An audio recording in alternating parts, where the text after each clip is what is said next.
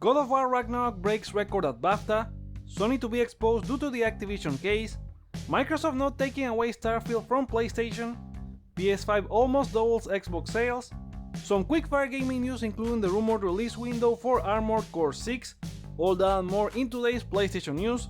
Let's get to them. God of War Ragnarok breaks record at BAFTA. God of War Ragnarok has broken record nominations at the BAFTA Awards as the organization revealed which games are up in the 14 categories to be disputed on March 30. Kratos and Atreus' Tale of Fate received a nomination in Animation, Artistic Achievement, Technical Achievement, Audio Achievement, Best Game, Game Design, Music, Narrative, Performer in a Leading Role with Christopher Judge as Kratos and Sonny Suljic as Atreus, Performer in a Supporting Role with Adam Harrington as Sindri, Daniele Visuti as Freya, Laia de Leon Hayes as Angerboda, and Ryan Horst as Thor. A total of 14 nominations, the most a game has ever gotten in the history of the awards. Following Ragnarok were Stray with 8 nominations, Elden Ring with 7, then A Plague Tale Requiem, Horizon Forbidden West, Immortality, Tunic, and Vampire Survivors with 5 nominations each. Both God of War Ragnarok and Elden Ring clashed for the Best Game Award alongside Call of the Lamb, Marvel Snap, Stray, and Vampire Survivors. The organization recognizes games from local studios with the Best British Game including Citizen Sleeper, Oli Oli World, Rollerdrome, Total War Warhammer 3, 2 Point Campus, and Vampire Survivors as nominees. Users can vote for the EE Game of the Year category, which also sees God of War Ragnarok and Elden Ring, plus Horizon Forbidden West, Immortality, Marvel Snap, and Stray. This is a massive win for Sony's first party, and it follows last year's Returnal being the most nominated game with 8 and winning 4 of those, including Best Game. Will Ragnarok take the big award this time, or Elden Ring leaves with another top distinction? Place your bets in the comments below. Sony to be exposed due to the Activision case.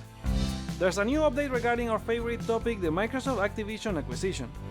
Back in January, Microsoft served Sony a subpoena requesting the company's presence to battle the FTC, in which Sony asked the FTC to limit the documentation requested to the ones pertaining to the case. The FTC's administrative judge has mostly rejected Sony's claims, and the company will have to expose all their exclusivity contracts as Microsoft requested, but only from 2019 until now, as the Japanese company suggested. Sony also asked not to include files handled by Sony staff since most were in Japanese and would be time-consuming to search for, a request that was also denied. And that's the thing, Sony has been playing with fire, being one of the most active companies against the deal, and it's about to get born having to publicly show past or even upcoming exclusivity deals they may not have been ready to share. In related news, Reuters reports that the European Commission is apparently satisfied with Microsoft licensing deals as a remedy for the antitrust concerns on acquiring Activision, and won't be asking to divest of parts of the deal like the UK suggested. They have, however, extended the deadline for their final say by 10 days to April 25th. And speaking of the UK CMA, they are not too convinced about those Call of Duty deals, particularly with the Nintendo Switch, since large shooter games do not run well on the console due to the technical differentiation as per their investigation. The report continues by saying that porting the game may require financial investment and compromises on graphical quality or the use of cloud gaming solutions, and that connecting to a third-party cloud gaming service provider would not make it a closer competitor to Xbox and PlayStation. Microsoft has reiterated its commitment to parity on Call of Duty content as recently as this week in an interview with Phil Spencer by the outlet Xbox On.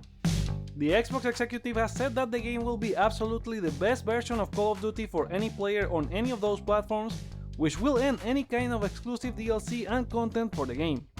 What do you think about this development? Share your thoughts in the comments. Microsoft not taking away Starfield from PlayStation.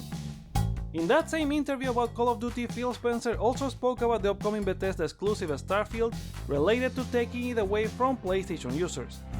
He said that he never said Starfield was not going to be exclusive to Xbox, but that they were going to take it on a case-by-case basis, and that they were not going to pull games that are on other platforms to continue supporting the community of those games, and that there was no example of them pulling something away from the PlayStation community that we had. There were rumors that Sony was negotiating with Bethesda an exclusivity deal for the game, probably for 1 year similar to Deathloop and Ghostwire Tokyo, but the game was revealed in 2018 with no platforms attached. So yeah, it's true that Microsoft is not taking it away from PlayStation in the sense that a PS4 or PS5 version existed and they removed it from the platform. Maybe Bethesda had those as target platforms, but it's pure speculation that a PlayStation version ever existed. Microsoft has not removed any Bethesda game already released on PlayStation either, with both Deathloop and Ghostwire Tokyo deals upheld after the acquisition. And they even negotiate with Sony for those games to be included in subscription services. Fallout 4, Fallout 76, Prey, Wolfenstein, Doom and Deathloop have been part of PlayStation Plus, Ghostwire Tokyo will be this month, and even Minecraft Dungeons, which is not from Bethesda. It's honestly one of the reasons I always thought Sony should have agreed to the Activision acquisition instead of fighting it alone. So being fair, Starfield being Xbox exclusive is okay, in the same way Final Fantasy XVI being PlayStation exclusive is okay. Deals happen in the industry to bring people to one side or the other, and it's completely normal. Do you think Microsoft took away Starfield from PlayStation? Voice your opinion in the comments. Sony speaks on platform exclusivity. Let's continue in the same vein as Sean Benson, head of third-party portfolio and acquisitions at Sony, has said in an interview with GameIndustry.biz that they want PlayStation to be the best place to play third-party games. Benson said that full exclusives are less common now, but there's room for them when it makes sense, and that with digital distribution there are different types of experiences. One of those is free-to-play games, for example, as the game's business model is most successful when it's on as many platforms as possible and brings the biggest audience. She continues saying that when they have the opportunity, it's more important to them to make the PlayStation version of the game stand out rather than the exclusivity itself. For example, what kind of innovation can be applied, such as haptics, adaptive triggers, or 3D audio. We just had another example this week with producer Naoki Yoshida explaining why a PC version of Final Fantasy XVI will take more time since Sony engineers helped optimize the game for PS5, and that by developing for a single platform they were able to dedicate all the resources and manpower to that version. Benson continues explaining that it's different for PSVR 2 since they are in a racing tide helps all ships mindset, and there's less competition there, so they don't push for exclusivity as much. Instead, they focus on helping the developer community in bringing the game to the platform, as these are often smaller studios with limited marketing. Regarding the PC space where they have been expanding, they don't see it in the same competitive space as to have third-party deals, at least right now, but that may change in the future. What do you think about exclusives on PlayStation? Sound off in the comments. PS5 almost doubles Xbox sales. A new report from Ampere Analysis gives us a view as to how is the market share between PS5 and Xbox, with the former almost doubling the latter. According to Ampere, PS5 is heavily leading sales with 30 million units, although Sony reported 32.1 million units in their most recent fiscal report last month. Xbox Series on the other side may have 18.5 million units sold, an estimation since Microsoft stopped sharing numbers since the last generation. That means the PS5 leads console sales by 11.5 million units according to Ampere estimates, but taking into account Sony's official number, that might be as much as 13.6 million units. The firm also expects that difference to get even bigger in the first half of the year, with the PS5 availability having improved a lot more since January, while the series consoles still experience shortages. Given the rumors of a PS5 Slim to launch in the second half, I would think the margin would get wider during the whole year. The improved PS5 stock also means Sony is now AMD's best customer, accounting for 16% of the chip manufacturer's revenue for 2022 in terms of gaming, after Sony bought $3.8 billion worth of chips. What do you think about the PS5 leading sales in comparison to the Xbox Series? Let us know in the comments. Now let's go for a round of quickfire game news. Sony and LeBron James have teamed up to release a special collaboration with the sports icon as part of their new Playmakers campaign.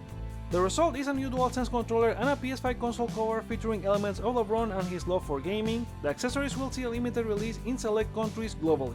PlayStation Playmakers is a campaign that spotlights stories from a network of creators, athletes, actors, artists, gamers, and entertainers who share their love for PlayStation. So likely there will be more collaborations like this in the future. After announcing Armored Core 6 at the Game Awards last year, Bandai Namco and From Software have still to provide details on the game and its release date, but according to website Xputer, it could release in 2023, likely in September. This would mean From Software's focus is to deliver their next project rather than the newly announced DLC for Elden Ring. Final Fantasy XVI director Hiroshi Takai said in an interview with GameSpot that the game is similar to God of War with its over-the-top action and is by design since he is a fan of the series and was indeed an influence. The RPG follows recent God of War game's hub-like design, where you go back and forth to complete main goals and side quests.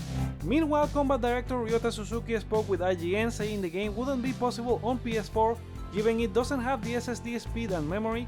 He gave an example that while icons Ifrit and Garuda are fighting in real time, the PS5 is loading the next scene. Producer Naoki Yoshida has said despite Final Fantasy games being delayed last minute, it won't be the case with 16. A game that has been delayed though is The Wolf Among Us 2, as Telltale shared in a press release that it will now be out next year. They said they started working in 2020 and are committed to delivering the sequel fans deserve, while doing what's right for the game and protecting the health of their team.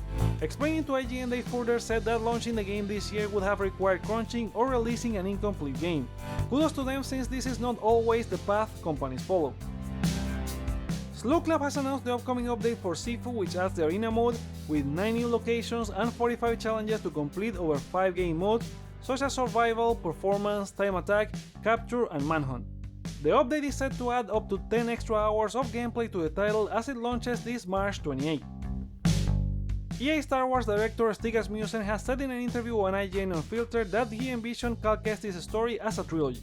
They were already talking about the second game and beyond as they broke the story with Lucasfilm. They had a decent idea of the time frame for Survivor, the stories and the threats that Cal would be up against. Asmussen also added that it's a safe assumption the next Star Wars game in the trilogy would use Unreal Engine 5 instead of UE4 used for Survivor. And those are the PlayStation stories for today. What are your thoughts on them? Share them in the comments below, let me know your feedback by liking or disliking this video, check out other videos you may enjoy while you're here, and consider subscribing for more on PlayStation.